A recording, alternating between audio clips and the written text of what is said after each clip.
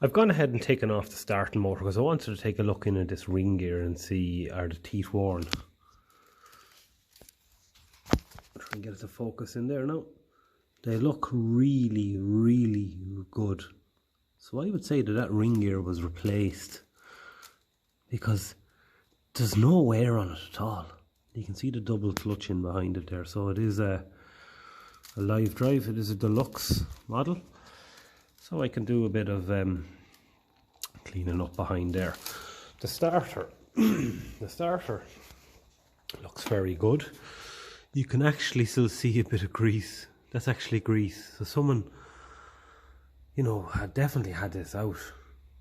The Bendix looks good. That's moving lovely. Should be returning then as well. They never return fully on their own. They rely on the engine starting to kick them back the whole way. So I might just pull out them two long screw bolts and have a look inside and see how things are looking. So it was a good thing I stripped down the starter motor as much as it looked good from the outside. One of the springs holding on the bushes, as you can see one there, was missing. Well, it was broken, as you can see. It fell out when I off that one there.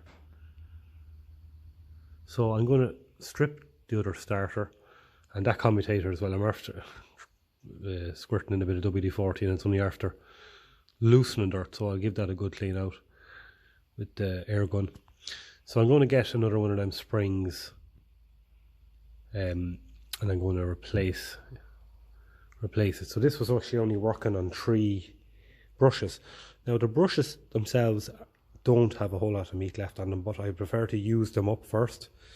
And what I'm going to do is I'm going to go into a supplier's in town. I'm going to get a full set of them new springs and bushes, and then I can always someday, when I'm looking for something to do, I can replace them. They are riveted on, so I'd have to ask him, how does he go about that? Does he replace them with nice stainless steel, we'll say kind of screw headed bolts or something? I don't know. Them kind of rivets would be very hard to replace or replicate. But anyway, so I pushed in everything there, and this is giving me enough space to work on and still have the brushes in contact with the commutator. So I'm going to have to give that commutator a good clean up as well. It's grimy enough, but that's easy enough. So yes, this was actually a very worthwhile thing to do so far, so I'll get that sorted.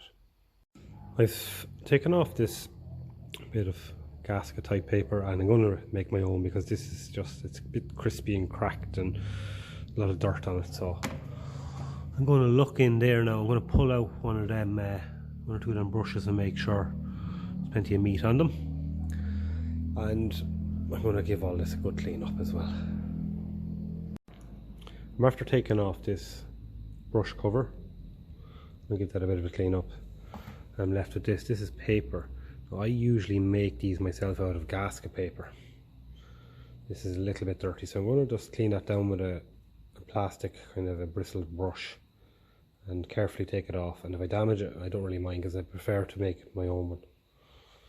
But we'll take a look in at the brushes then and see what sort of meat is left on them.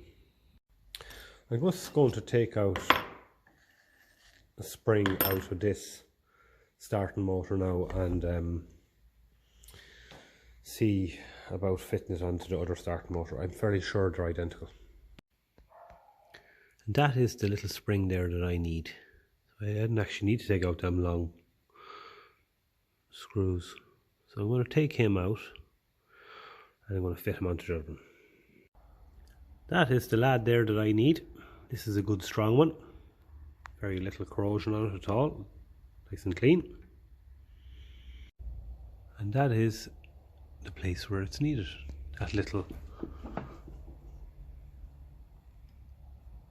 just there, that's the little bracket for it. So that's where I'm going to put it. So that is the spring fitted. So I'm going to have a quick look around this the whole way around and make sure that all of the rest of them, I already had to centralize one of the springs already. Make sure that the spring is touching right in the middle, just like that. Yep, And the last one right in the middle. That's the way we like it. Okay. I also want to make sure that none of these wires are touching that metal plate. Or does it matter? It probably doesn't. I'm trying to think. No, it would matter, yeah. So I'm just going to give that a little pull back from in there. So yeah, that's great. So next thing is to get the petrol in the air gun and give that commutator a serious clean out, and even in there as well. It looks clean enough. Usually what I do with these is I take everything off and I take out the commutator and I just give it a slight sanding. But it looks anyway that someone's sort of doing that for me, because the other starter that I did definitely needed a lot more work on the commutator. So I managed to get that fairly nice. There's actually a lot of meat left in that commutator compared to the other one. Looks, you can guess by the amount of the depth there in between each segment. So it's great to have this starter as spares, but I am going to go and get a full set of them springs and brushes and see how they attach them, how to replicate these rivets. What I've been doing is just turning the motor, and I've been making sure that nothing that's going to have positive current is near an earth. Now that wire there, I had to bend the connector out a bit from the body because it was getting a bit close. So I was taking a good look, making sure all wires, like that wire there that's coming from the main terminal, making sure that was out of the way of the commutator.